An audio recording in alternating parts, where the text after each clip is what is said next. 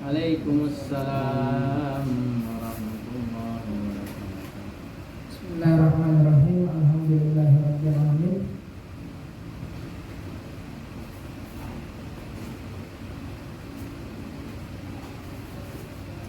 Nahmadu wa nusalli wa nusallimu ala rasulil karim.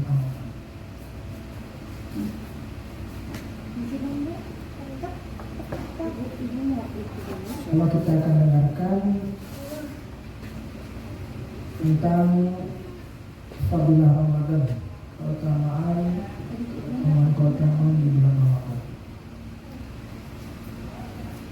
Hadis pertama, An Salman radhiyallahu anhu khatabana Rasulullah sallallahu alaihi wasallam fi akhir yawmin min Sya'ban faqala ya ayuhan nas qad adallakum syahrun 'azimun mubarakun syahrun fihi lailatul khairun min alfi syahr syahrun ja'alallahu siyamahu fardhan wa qiyama lailati wa qiyama lailihi tatawwu'an man taqarraba fihi bi khaslatin kana kaman adda sab'ina fardatan fi ma siwahu wa huwa syahrus sabri was sabru faruhu al-jannah wa syahrul muwasa wa syahrun yuzadu fi rizqil mu'min fihi man fattara fihi sha'iman kana maghfiratan li dhunubihi wa 'itqa raqabatihi minan nar wa kana lahu min ajrihi min ghairi an yanqusa min ajrihi syai'un.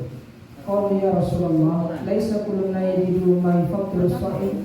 Faqala Rasulullah sallallahu alaihi wasallam yu'tillahu hadha thawab man fattara sha'iman ala tamratin aw syarbatan ma'in aw madghati labanin wa syahrun awwalu rahmah wa awsatuhu maghfirah wa akhiruhu 'itqun minan nar man khaffafa 'an mamlukihi fihi ghafarallahu lahu wa 'ataqahu minan nar wastaghfiru fihi min arba'i khisalin khaslataini turduna bihima rabbakum wa khaslataini la ghina bikum anhuma fa'amal khaslatani allatani turduna bihima rabbakum fasyahadatu an la ilaha illallah wastaghfiru wa tastaghfiruna wa amal khaslatani allatani la ghina bikum anhuma fatas'aluna Allah al-jannata wa ta'awwaduna bihi minan nar wa man saqa sha'iman saqahu Allah min hawdi syarbatan la yadma'u hatta yadkhulal jannah. Ini Khuzaimah fi Sahih.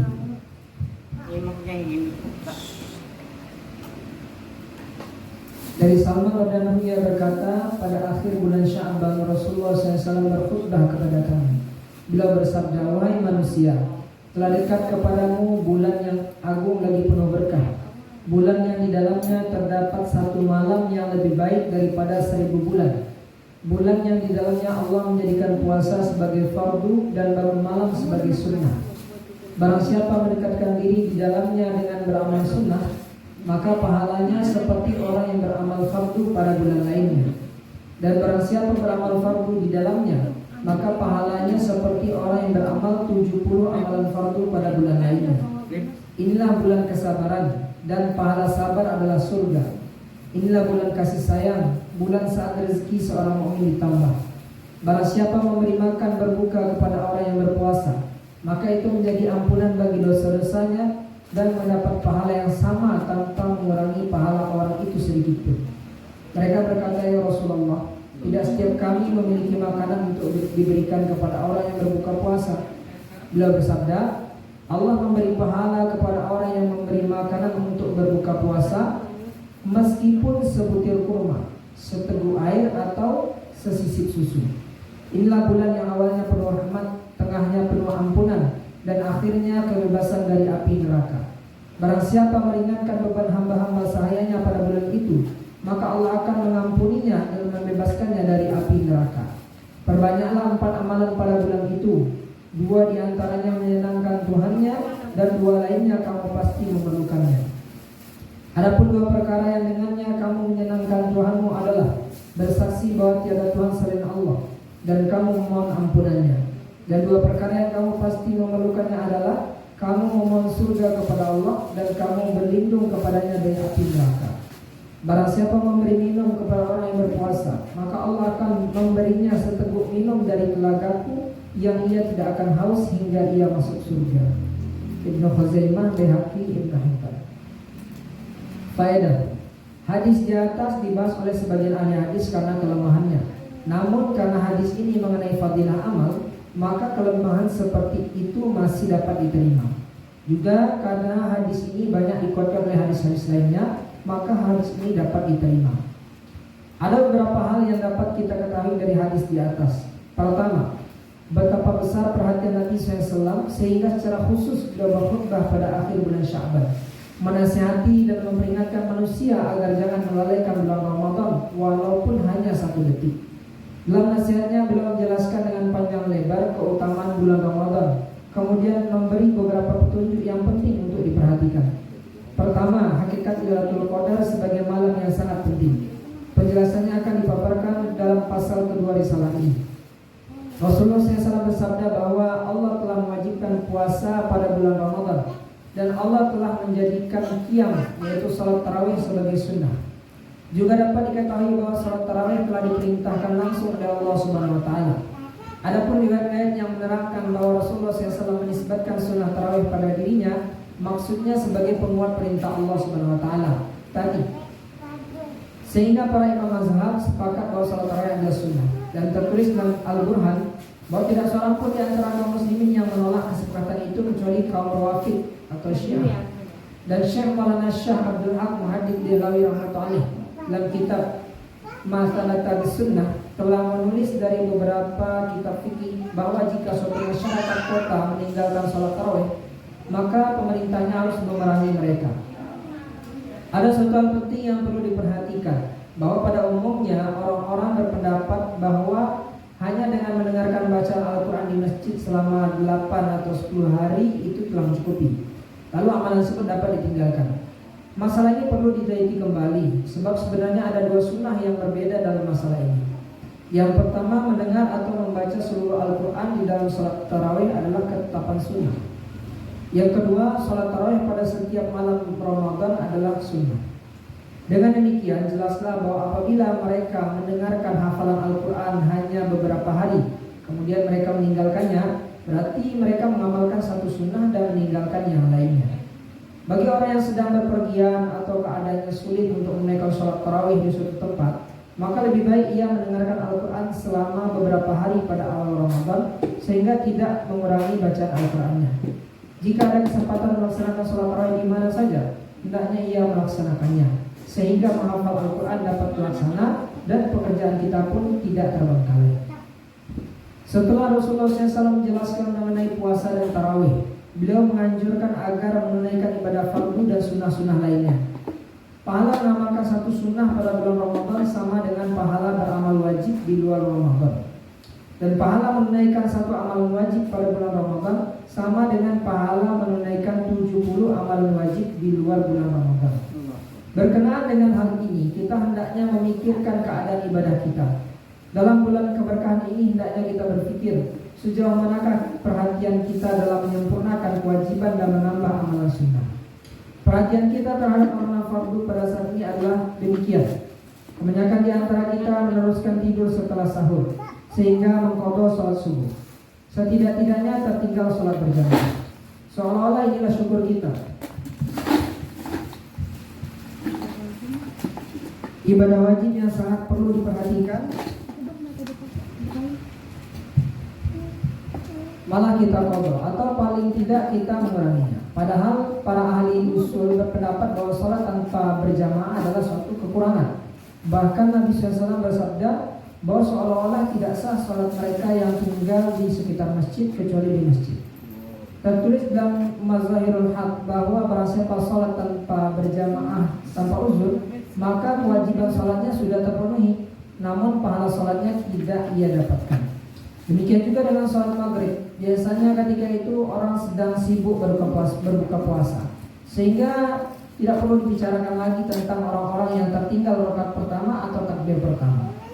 Mengenai sholat isya, karena beranggapan untuk mengganti kebaikan-kebaikan pada sholat tarawih, banyak yang sholat isya sebelum waktunya. Demikianlah amalan kita pada bulan Ramadan, karena ingin menaikkan satu amalan wajib, 3 amalan wajib lainnya dilalaikan. Inilah yang paling sering terjadi. Sedangkan sholat zuhur, karena tidur sebelum zuhur atau qailulah, kita tertinggal sholat zuhur berjamaah. Begitu juga dengan sholat asar, karena sibuk mempersiapkan makanan iftar, maka tertinggallah sholat asar berjamaah. Itulah yang semestinya kita pikirkan. Sejauh manakah kita menunaikan kewajiban-kewajiban pada bulan Ramadan yang penuh berkah ini? Jika yang wajib saja begitu sulit untuk diamalkan, bagaimana dapat mengamalkan yang sunnah? Sholat isyraq dan duha pada bulan Ramadan sering kita tinggalkan karena tidur. Apalagi sholat awabin karena sibuk berbuka dan khawatir dengan sholat tarawih yang panjang, akhirnya sholat awabin ditinggalkan. Dan waktu sholat tahajud kita juga habis karena digunakan untuk sahur. Apabila demikian, kapankah ada kesempatan untuk melakukan sholat sunnah? Semua ini terjadi karena orang-orang tidak memperhatikan atau tidak ingin mengamalkan. Sebuah syair berbunyi, jika tidak ada kemauan, beribu-ribu alasan dapat engkau kemukakan. Namun demikian, betapa banyak hamba Allah yang sempat memanfaatkan kesempatan yang sangat bernilai ini. Saya melihat sendiri guru saya, Syekh Khalil Ahmad Nawrullah Marqadahu. Semoga Allah menerangi kuburnya. Dalam beberapa bulan Ramadan, dalam keadaan lemah dan lanjut usia, ia biasa membaca dan memperdengarkan 1/4 juz Al-Quran dalam salat nafil setelah maghrib. Kemudian selama setengah jam ia makan dan ia menunaikan beberapa keperluan. Biasanya dia sholat tarawih dan isya kurang lebih 2 atau 2/4 jam ketika di India dan 3 jam ketika tinggal di Madinah. Lalu ia tidur selama 2 atau 3 jam sesuai dengan musimnya. Setelah itu ia membaca Al-Quran di dalam sholat tahajud. Setengah jam sebelum sholat subuh dia akan makan sahur.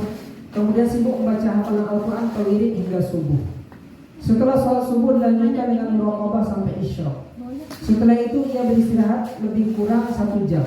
Lalu sibuk menulis Badlul Majhud dalam bahasa Arab, sebuah kitab syarah hadis Abu Daud, sampai tengah hari. Setelah itu ia membaca surat-surat dan mendiktekan balasannya jika musim panas hingga pukul 1. Kemudian ia beristirahat kembali hingga tiba sholat zuhur dan membaca Al-Quran dari zuhur sampai asar, dan dari asar sampai maghrib. Ia sibuk bertasbih dan berbincang-bincang dengan tamu-tamunya. Ketika penulisan Badlul Majhud selesai, ia mengisi waktunya dengan menelaah kitab-kitab agama dan membaca Al-Quran. Ketika itu ia sangat berkonsentrasi terhadap Badlul Majhud dan Wafaul Wafa. Demikianlah kegiatan tetap kesehariannya pada bulan Ramadan tanpa ada perubahan. Dan sholat-sholat sunnah tersebutlah amalan harian yang biasa ia kerjakan. Namun pada bulan Ramadan rakaatnya lebih diperpanjang. Para masyayikh lainnya juga sangat memperhatikan bulan Ramadan, bahkan lebih hebat lagi, sehingga kita sulit meneladaninya. Syekhul Hindi atau Syekh Mahmudul Hasan rahmatullahi biasa mengerjakan sholat nafil setelah sholat tarawih hingga fajar dan mendengarkan bacaan Al-Quran beberapa orang hafiz secara bergantian. Syekh Abdurrahim Repuri sibuk membaca Al-Quran siang dan malam selama bulan Ramadan, sehingga ia tidak sempat melakukan surat menyurat atau menerima tamu. Para khadim dekatnya saja yang diizinkan sejenak menemuinya, yaitu setelah sholat tarawih pada waktu minum 1 atau 2 cangkir teh. Maksud saya menceritakan amalan para masyayikh dalam menghabiskan bulan Ramadan ini bukan sekadar untuk bahan bacaan atau menyebarkan pemikiran, tetapi bertujuan untuk mendorong kita agar mengikuti mereka sesuai kemampuan yang ada. Betapa beruntung orang yang tidak bergantung pada kesibukan dunia dan berusaha memperbaiki kehidupannya dalam bulan ini, setelah melewati 11 bulan lainnya dengan sia-sia.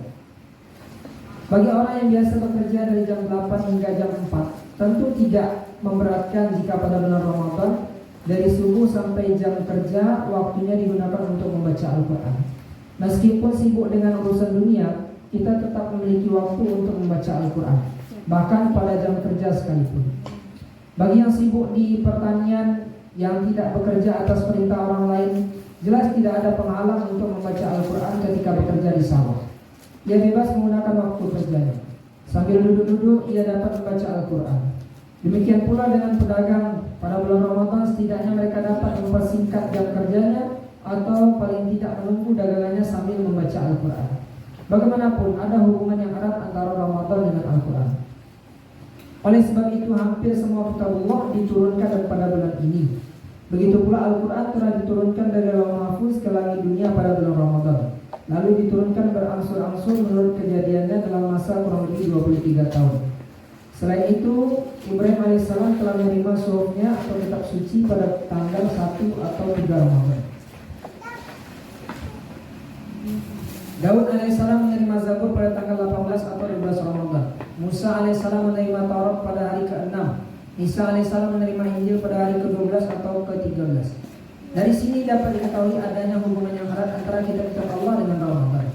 Oleh sebab itu hendaknya kita membaca Al-Quran sebanyak mungkin pada bulan ini. Demikianlah kebiasaan para wali Allah. Jibril alaihissalam pun membacakan seluruh Al-Quran kepada Nabi Muhammad SAW pada bulan Ramadan. Riwayat lain menyatakan bahwa Nabi SAW yang membaca dan Jibril alaihissalam mendengarkannya. Dengan menggabungkan riwayat tersebut, para ulama menyatakan bahwa mustahab atau sangat dianjurkan membaca Al-Quran dengan cara seperti itu. Seorang membaca, yang lain mendengarkan secara bergantian. Bacaan Al-Quran kapan saja ada kesempatan. Bacalah Al-Quran kapan saja ada kesempatan, dan waktu yang lain jangan disia-siakan.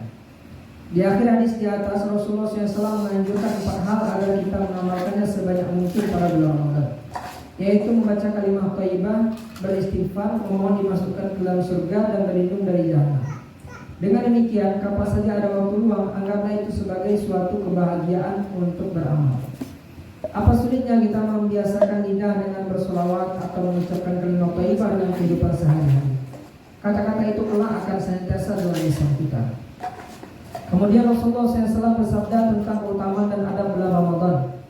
Pertama, bulan Ramadan adalah bulan kesabaran. Oleh sebab itu, walaupun mengalami kesulitan berpuasa, hadapilah dengan riang dan sabar. Jangan berkeluh kesah seperti perilaku orang-orang ketika bulan Ramadan jatuh pada musim panas. Demikian juga jika tertinggal sahur, tetaplah berpuasa setelah subuh. Dan jika merasa letih saat tarawih, bersabarlah dengan penuh kegembiraan. Jangan menganggapnya sebagai suatu musibah, karena hal itu akan menghilangkan pahalanya. Jika untuk mendapatkan keduniaan saja kita sanggup menahan lapar dan haus, mengapa kita tidak mampu menahan sedikit kesulitan untuk mencari ridha Allah? Selanjutnya beliau bersabda bahwa inilah bulan kasih sayang, yaitu meningkatkan bantuan kepada fakir miskin. Jika ada 10 makanan yang disediakan untuk berbuka kita, sekurang-kurangnya 3 atau 4 dari makanan itu disisihkan untuk fakir miskin. Jika kita tidak dapat memberikan yang lebih baik dari yang kita makan, paling tidak kita berikan yang sama dengan yang kita makan. Berapapun kemampuan kita, sisihkanlah sebagian makanan berbuka dan bersahur kita untuk diberikan kepada fakir miskin. Dalam setiap urusan, para sahabat radhiyallahu merupakan contoh nyata bagi kita. Keteladanan amal soleh mereka telah terbuka untuk kita ikuti. Terdapat ratusan bahkan ribuan peristiwa pada diri mereka yang dapat membuat kita kagum. Lihatlah salah satu contohnya, seperti yang diriwayatkan oleh Abu Jahal radhiyallahu anhu. Ketika berlangsung perang Yarmuk, dia berkata, "Aku pergi mencari saudara sepupuku dengan membawa kantong kulit berisi air untuk minum dan untuk mengobati lukanya jika ia masih hidup. Aku menjumpainya sedang terkapar. Aku bertanya apakah ia memerlukan air. Ia memberikan isyarat mengiyakan. Kebetulan ketika itu ia mendengar rintihan seseorang di dekatnya. Ia menunjuk ke arah tersebut dan menyuruhku agar memberikan minum kepadanya. Aku pun mendatangi orang itu. Ketika aku hendak memberinya air, terdengar lagi suara rintihan di dekatnya. Orang itu pun mengisyaratkan tangannya kepada orang ketiga agar aku memberi minum kepadanya terlebih dahulu. Aku mendatangi orang ketiga, tetapi begitu aku sampai, nyawanya telah tiada. Aku kembali ke orang kedua, ternyata ia pun telah meninggal dunia. Dan ketika aku kembali ke sepupuku, ternyata ia juga telah meninggal dunia. Demikianlah sifat iftar para pendahulu kita. Mereka merelakan air minum mereka untuk orang lain ketika mereka hampir mati kehausan. Semoga Allah SWT meridai mereka dan memberi kita kemampuan agar dapat mengikuti langkah kehidupan mereka.